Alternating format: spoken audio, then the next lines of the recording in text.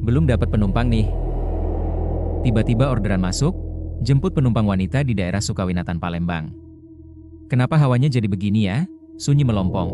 Pas gua samperin, baknya langsung naik aja, gak pakai ngomong sepatah kata pun.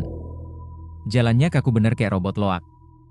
Terus, kok mendadak bau tanah basah, campur bunga melati menyengat banget ya?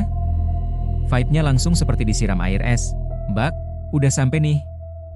Loh? Pas gua nengok belakang, baknya udah hilang gak es? Astagfirullahaladzim. Wow. Cegatan penumpang gaib Sukawinatan yang kesohor itu. Kamtek nian. Umak, tuluung, kabur.